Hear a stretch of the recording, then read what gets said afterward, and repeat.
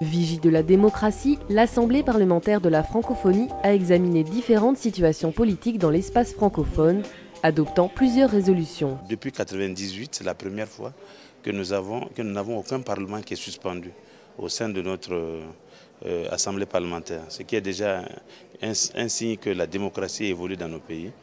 Bon, actuellement, nous avons la situation au Liban qui est assez préoccupante. Bon, la situation en Côte d'Ivoire, je pense que là, vraiment, ça évolue favorablement vers la sortie de crise. Le Burundi est un pays en sortie de crise. Il en est de même de la RDC. Des parlements ont été mis en place. Tous ces parlementaires, il y a près de 20 ans que ces pays n'ont plus de vie politique à proprement parler.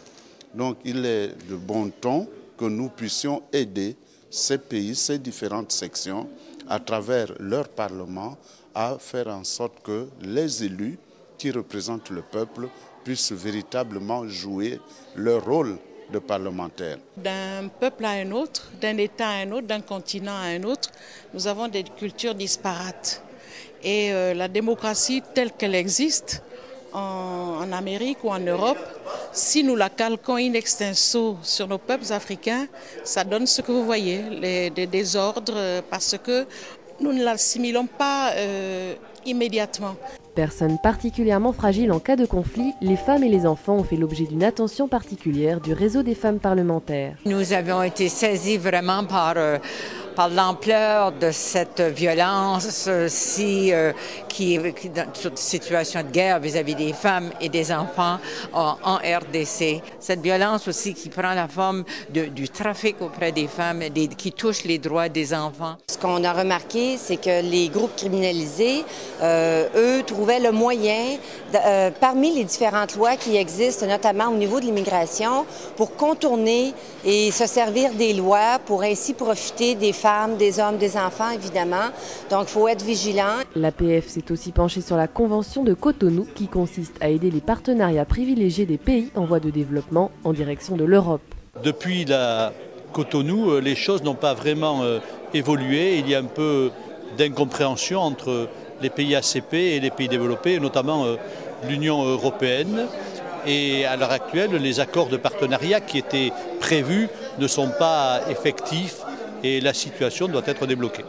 L'APF a également adopté une déclaration sur la libération d'Ingrid Betancourt.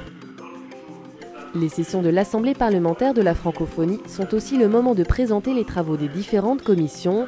Toutes s'étaient penchées sur la question des flux migratoires et après 2 ans de débat, une résolution a pu être adoptée. Il y a une question de légalité qui se pose, de légitimité, mais aussi il y a une question de droits de l'homme.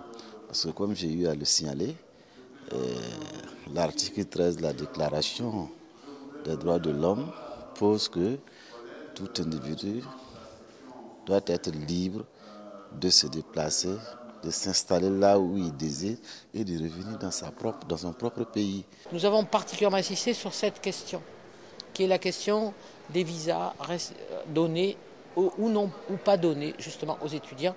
Et certains d'entre nous ont insisté particulièrement en disant qu'il était anormal que nous ayons une politique si peu dynamique. Alors ça a aussi ses inconvénients, c'est la question d'étudiants parfois brillants qui s'en vont, qui font des études et qui restent dans le pays où ils sont allés faire les études. Bonne nouvelle, l'APF bénéficie cette année d'un excédent budgétaire qui va lui permettre de soutenir certains programmes. Nous pourrions prévoir des crédits pour augmenter la visibilité de l'APF en participant par exemple à des assemblées de haut niveau. L'APF a par exemple participé à des réunions de l'OMC. Au début, il me semblait plutôt bureaucratique, mais l'intention de tous les participants d'en arriver à des résultats concrets fait en sorte que les rapports, le volume des rapports semble diminuer.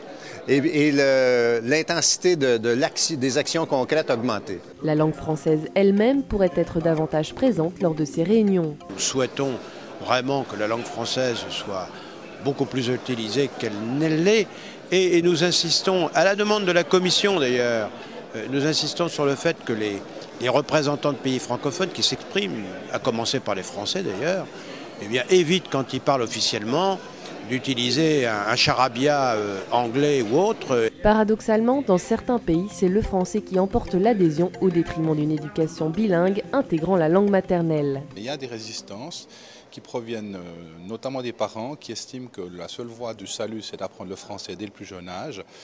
Et effectivement, les gouvernements sont sensibles à ces arguments, c'est d'autant plus que l'éducation bilingue, il faut bien le dire, coûte plus cher que l'éducation francophone. Parmi les autres projets soutenus par l'Assemblée parlementaire de la francophonie, le programme Noria. Madagascar est l'un des bénéficiaires, ce qui lui a permis de développer les systèmes Internet et intranet du Parlement tout en formant les fonctionnaires aux nouveaux outils. Actuellement, toutes les infrastructures ont été déjà mises en place. Nous pensons que ça va marquer beaucoup plus le bon fonctionnement, la bonne gouvernance et en même temps aussi la bonne circulation des informations. Les principales prises de position de l'Assemblée seront transmises aux chefs d'État et de gouvernement réunis lors du prochain sommet de la francophonie qui se déroulera à Québec du 17 au 19 octobre. Ce sommet se prépare très bien et en tant que premier vice-président de l'Association des parlementaires de la francophonie, j'ai eu un entretien, un petit déjeuner avec notre ministre des Relations internationales, Mme Monique Gagnon-Tremblay, qui est responsable pour le Québec du sommet, pour la sensibiliser au rôle que devrait tenir et la place que devrait occuper l'APF. La prochaine session de l'Assemblée parlementaire de la francophonie se tiendra à Paris au début du mois de juillet 2009.